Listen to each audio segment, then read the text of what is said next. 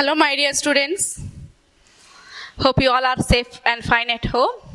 So let us start to study today's topic.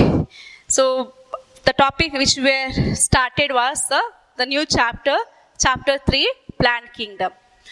So Plant Kingdom, in this chapter I told you, we are going to study in detail about the plant subdivisions. And plant, all of you know that they are eukaryotic and they are multicellular and they are autotrophic, right?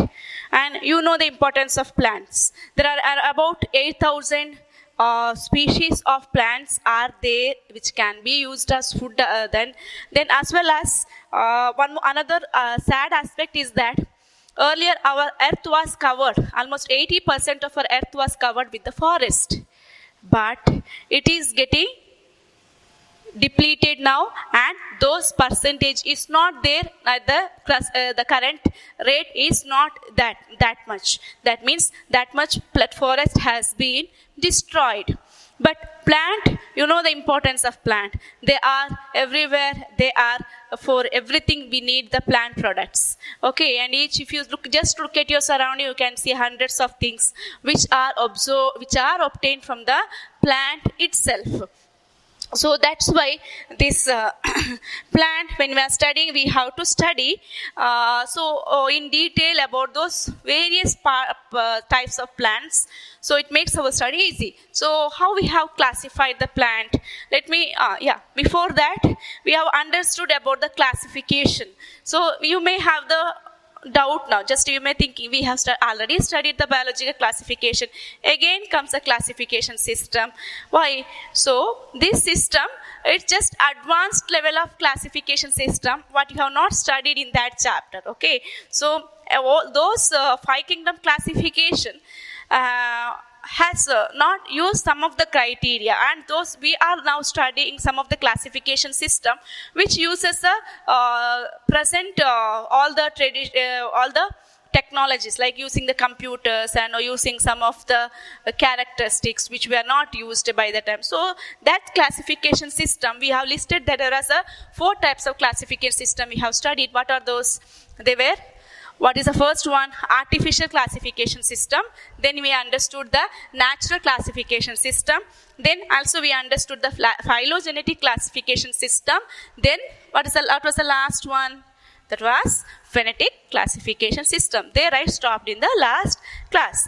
So in the artificial classification system, which was used by Linnaeus, he used only some superficial characteristics, their habitat, their vegetative characters and all used, but it was not scientific and it was not acceptable. Reason is that those vegetative characters are not fixed to all the plants which are living in different areas, because these vegetative characters will be changing according to the external environmental conditions.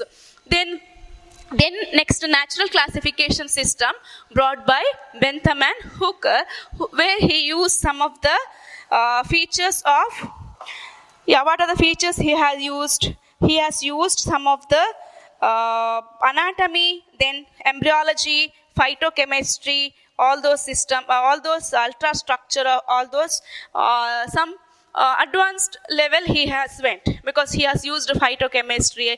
Then also he has used some of the features of cell which made his work little more efficient.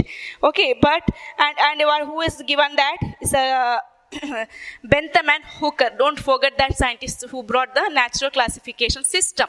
Next, we have also understood about the phylogenetic classification system, which use some of the evolutionary relationship among the organisms. So based on the evolutionary relationship, the organisms are classified. Next, we also understood about the phonetic classification system. The phonetic classification system, we have some subtypes. So what are the subtypes of phonetic classification system? One is numerical classification system.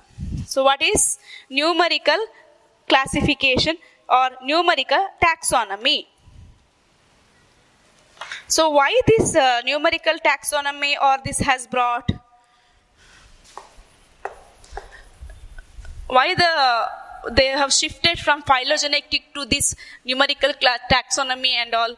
See, reason was that when the phylogenetic relationship is not continuous, when the fossil records are not enough to analyze their comparison or to study, sometimes this phylogenetic relationship will not show a continuous evidences. So those evidences, when there is a lack of such phylogenetic evidences, relationship evidences, then this idea, this using of this numerical taxonomy makes more perfect. So here it carried out using the computers. Okay, so numerical taxonomy is used by, it is carried out by using computers.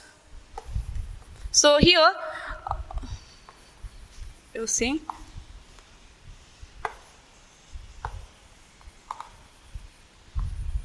here characteristics are assigned with some of the codes. Okay, this also I have explained, I think. Yeah, characteristics like if it is present, we'll give the plus mark. If it is not there, we will give a minus in this symbol. Then if it is data is not available, then it is symbolized with this form. So number and codes are assigned to all the characters and then the data are processed. So in this way, each characters are given weightage here. So benefit of this numerical taxonomy is that it gives weightage to all the characters, because all the characters are taken into consider when it is classified based on the numerical taxonomy. And at the same time, you can also assess hundreds of characters can be assessed. That's the advantage of this numerical taxonomy. One advantage is that all the characters can be considered, as well as hundreds of characters can be considered at once. Okay, same time you can take around hundreds of characteristics. Then let us go on to study cytotaxonomy. Second types of phonetic system is cytotaxonomy. I said already, cytotaxonomy is also a system of classification system, or it is based on the cytological informations like chromosome structure, chromosome number, likewise. Next, third one is chemotaxonomy. Just refer your previous video about the cytotaxonomy. Chemotaxonomy means the taxonomy which is based on the chemical constituents. Okay, it is based on the chemical constituents of the plants. Okay, so study of chemical characters greatly help the scientist to gather the relationship between the plants. The taxonomic work, taxonomist means, who is the taxonomist? The person who studies this, do this classification work. Okay, whom systematically arranges the plants or animals into proper groups. So, in the chemotaxonomy,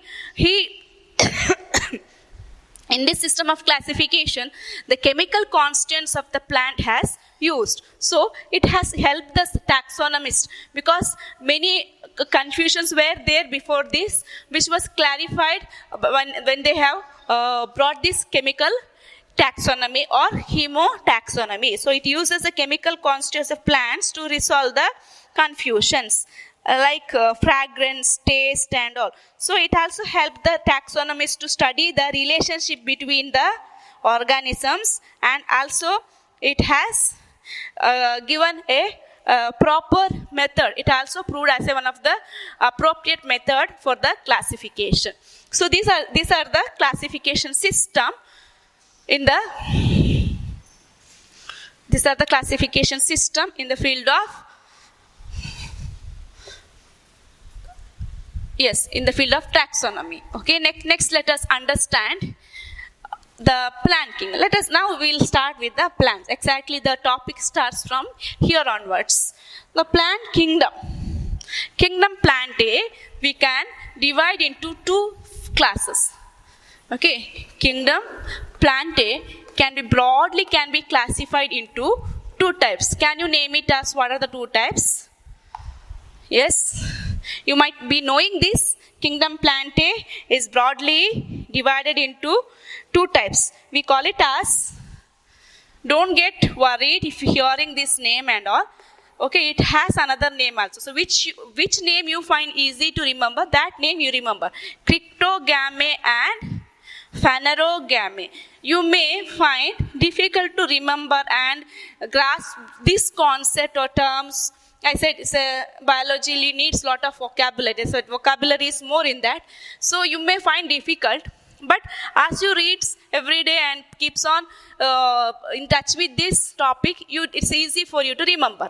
Okay, then you may not find difficult in remembering these terms. Now, what is this cryptogamy means? Seedless plant. Those plants which are not producing the seeds, they are cryptogamy. And it also includes non-vascular, but in that bryophyta is, we cannot completely call it. So we can say it is a non-vascular plants. These are vascular plants. These are seedless plant. They are the seed plants or non-flowering.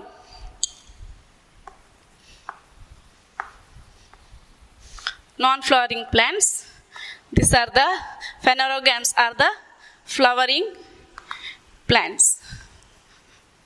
And they are, now one more name you can take, they can produce seeds, they cannot produce a seed. So another name is seedless plant and seed plants, otherwise vascular plants and non-vascular plants. Another example you can take, it is non-vascular and vascular.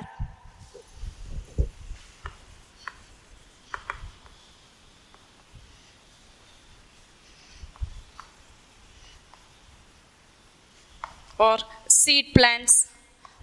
Here it is seedless plant. So what are the subclasses under this? Cryptogamy. Cryptogamy further classification is that, what are those further classification? It is algae, then bryophyta, then pteridophyta. Here one thing I just want to tell you here, I said non-vascular plants, but pteridophytes started to develop the vascular tissues. Okay, so for your convenience I have used that term also. So which you find easy, that just remember now. Anyhow, that is not much in your text syllabus. Now under the phanerogams, two categories are gymnosperms and angiosperms, which includes sequoia, all those flowering plants, all those comes under these two categories, gymnosperms and angiosperms. Algae, it is also called as thallophyta, because thallophyta means the plant which do not have a proper plant body features, which do not possess a features of true, yes, it do not have the true plant features, because it don't have a well-developed root stem-like structures, but they've found almost attached to the substratum. So such group of plants are called as thallophyta. And you know about the algae, right? Next, bryophyta. Then comes the amphibians of the plant kingdom. It is called as pteridophytes are the it's the first vascular plants. Gymnosperms, which has a seeded plants with naked seeds. Angiosperms are the flowering plants. So you need another name for that. Common name for this. Bryophyta is simpler plants, which has which is known as amphibians of the plant kingdom.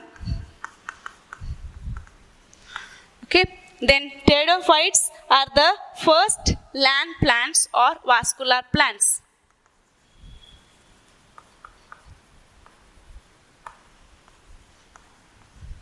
So I told you already, even if you categorize this is non-vascular, here comes up plant with the vascular tissue. So that's why that name is not very suitable to this group. So it is just an optional I given. If you are finding difficult to remember other term, this you can use, but this comes under the vascular plant.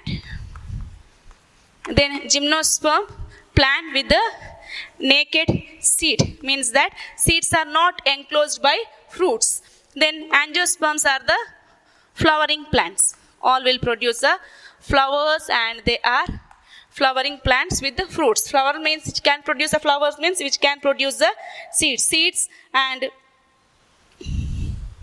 they are the most evolved group of the plants. Angiosperm is the most evolved group of plants which have the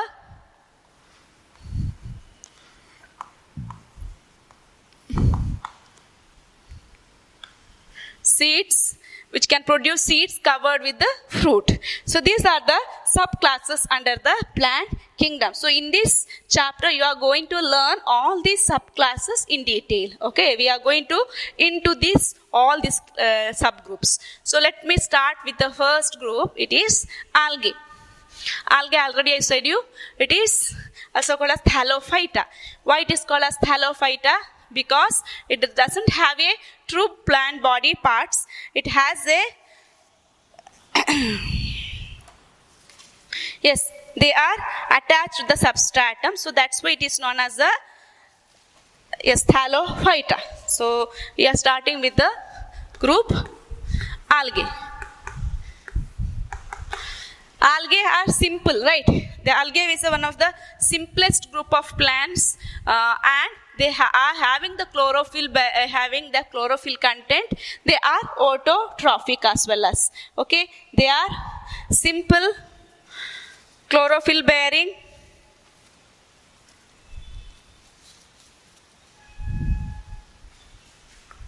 Algae are simple. Okay, they have chlorophyll in it. Then they're simple, chlorophyll containing, then thalloid. I said, what is thalloid? Thalloid means thallus. Thallus ಅಂದ್ರೆ ಏನಿಲ್ಲ, ಅದು ಯಾವುದೇ ಒಂದು group of ಪ್ಲಾಂಟ್ಸಿಗೆ ಒಂದು correct ಆಗಿರೋ definite ಆಗಿರೋ plant parts ಇಲ್ಲ ಅಂದರೆ ಆ ಗ್ರೂಪಿಗೆ ಥ್ಯಾಲಸ್ ಅಂತ ಹೇಳೋದು. ಆ ಪ್ಲಾಂಟಿಗೆ ಹೇಳೋದು ಥ್ಯಾಲಸ್ ಅಂತ, ಅಥವಾ ಅದನ್ನು ಗ್ರೂಪ್ ಆಗಿ ಹೇಳುವಾಗ ಥ್ಯಾಲಾಯ್ಡ್ ಅಂತ ಹೇಳ್ಬೋದು. ಅದರ nature is thalloid. This is what the thallus means. So algae is simple, thalloid, then chlorophyll bearing. Then if it is a chlorophyll containing, obviously it can be autotrophic, right? It is autotrophic. Then what are the features of this algae? The habitat. What are the habitat? You can see the algae.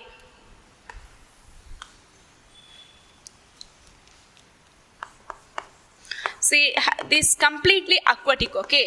One of the major feature of this algae is that they are completely aquatic.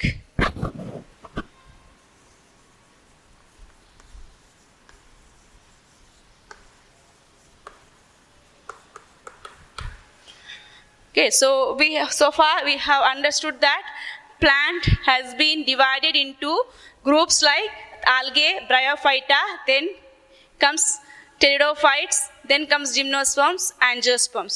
We started with the group algae. Algae is nature. It's simple, thalloid, chlorophyll bearing, and it is autotrophic. And habitat, it is completely aquatic. Then where and all we can see this algae, you can see almost everywhere. You can see trees should be moist. The place should be moist. So you can see in the moist stones, then moist soils, then also you can see in the moist wood, moist stones, moist wood, and sometimes they are found in association with others. For example, lichen.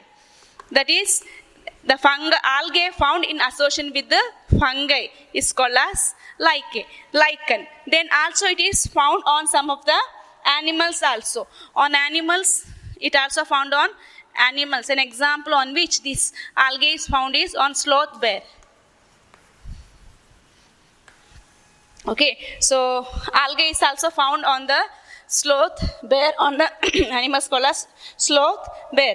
Then size, about there, how the size varies. See, some of the algae are unicellular, some of the algae are multicellular, some of them are colonial, some of them are filamentous, and some of the algae can grow up to a massive plant forms, like almost about 150 centimeter also they can grow. That is like kelps and all, brown algae which grow to a large size. So size, I told you, it varies in the various algae, and it is varies from microscopic, unicellular, colonial, filamentous. So first let us start with the microscopic unicellular. Example is, name a microscopic unicellular algae. Its example is Chlamydomonas. Remember this, okay? One more question you can expect. Name a unicellular algae. It is Chlamydomonas. Then some of them may exist in the multicellular. All others are multicellular. Then some of them are colonial. Some of them are filamentous. Colonial example is volvox. Then some of them are filamentous form. Example is Spirogyra. Okay, so you can see, then some of them already I told you, it may grow up to a massive plant body, like that much you can grow into a massive form. So massive plant, an example is, example is kelps. Okay, so Chlamydomonas will appear like this, having the flagella. Then volvox will appear in this form, in the colonial form I said. So inside the colonies, in the form of, they will having a volvox will be living in colonies. You can also see in your textbook. Then Spirogyra will be in the filamentous form. It may look like in this filamentous form. Okay, so like this is a various types of algae in which exist in various form.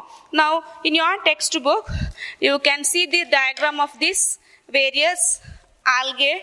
Okay, so I told you about the example of this algae, right? So you can see these are the page number 31. There you can see various algae. Now which I said, now examples for the various types of algae. So first one is a volvox, which lives in colonies. You can see this living in, like this will live in colonies. Then this is second one is a it's a volvox. Okay. Yeah, sorry. Second one is a Chlamydomonas, which is a unicellular microscopic. Then this is a filamentous structures. So Spirogyra, you can also study in a practical session about, you can see the slides of these algae. Okay, so we have understood now size may vary. Example for microscopic unicellular algae is Chlamydomonas, which comes in the colonial form. Example is volvox. Some of the algae will be in the filamentous form. They are Spirogyra. Then some of the algae can grow up to a massive plant body. It is, example is kelps. Okay. Now let us understand about the reproduction in algae. How the reproduction takes place in the algae. Reproduction in algae. So there are three methods of reproduction also can be seen in this algae. The vegetative, then asexual, then sexual form of reproduction also can be seen. So first one is vegetative reproduction. How the vegetative reproduction takes place? It is very common. Okay, you have already once you have learnt in this previous fungus group how the reproduction is carried out. So same thing, almost some topics will be repeating. So once if you know that, you can apply wherever it is apt. Fragmentation. So vegetative reproduction in algae is by fragmentation. In that, each fragment will grow into a thallus. Okay, for example, a plant body is there. So from that, the different plant body will be, the plant of that body will be get scattered. That body parts which is got detached from it will develop into a new one. That is the fragmentation, vegetative reproduction. Then next is asexual reproduction. Is by which method? Asexual reproduction is by the production of different types of spores. They are called as zoospores. Okay, zoospores. The asexual reproduction is carried out by the process, by the formation of zoospores. And these zoospores can be flagellated and motile. So why it is named as zoospore? Because they have flagella. If it is have a flagella, it can have show the movement. So it is motile. So zoospores is a structures by which algae can reproduce asexually. Flagellated zoospores. Then these zoospores on germination it develop into a new plant. This is how the reproduction is carried out asexually in algae. The third type is sexual reproduction. You know that sexual reproduction is carried out by the fusion of gametes. And based on the nature of gametes, there are 3 types of gametes can be found. Okay, once again it is also discussed in earlier sessions. Isogamous. Okay, isogamous means if the gametes are similar in size and morphology, then it is known as isogamous. Gametes are similar. Then if the gametes are dissimilar, then that gametes are called as anisogamous. Then third type is oogamous. In the oogamous type of reproduction, in that usually male gamete is small and motile, whereas female gamete is large and it is immotile. So such type of gametes are called as oogamous. So I'll repeat, isogamous means the gametes are flagellated and similar in size. Example for this is Chlamydomonas. We can see the isogamous kind of gametes in Chlamydomonas. Then anisogamous means just opposite to that. That means if they are flagellated, okay, but they are not similar. Okay, anisogametes, if the two gametes are dissimilar. In Chlamydomonas, the gametes are flagellated. Okay. And one more example is that in Spirogyra, the gametes are isogamous only, but they are non-flagellated. That is the subtypes under the isogamous type. Flagella irbodu. Flagella idre adanna Chlamydomonas anta helteve. Chlamydomonas alli flagellated gametes ಕಾಣಿಸುತ್ತೆ. ಇನ್ನು ಸ್ಪೈರೋಗೈರದಲ್ಲಿ ನಾನ್ ಫ್ಲೆಜೆಲೇಟೆಡ್ gametes ಕಾಣಿಸುತ್ತೆ. ಅದಕ್ಕೆ ಹೇಳೋದು ಅದನ್ನ 2 type of gametes. So under isogamous 2 examples, that's flagellated and non-flagellated. Anisogamous example is if the gametes are dissimilar, then it is anisogamous. Another example, again here is example is Chlamydomonas. Okay, then third type, it's oogamous. Oogamous means, I already told you, if the 2 gametes are dissimilar and if the fusion takes place between 2 gametes in which the female gametes is large and immotile. Okay, the female gametes are immotile or non-motile. You can also use that in motile or non-motile. And male gametes are small, but they are motile. Such type of gametes are called as oogamous. If the fusion takes place between this kind of gametes, then it is called as oogamous kind of reproduction. Example for this oogamous kind of reproduction is, it is found in the group of volvox. Yes, correct. Volvox and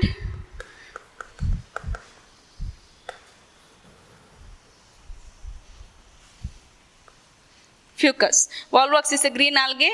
Fucus is a brown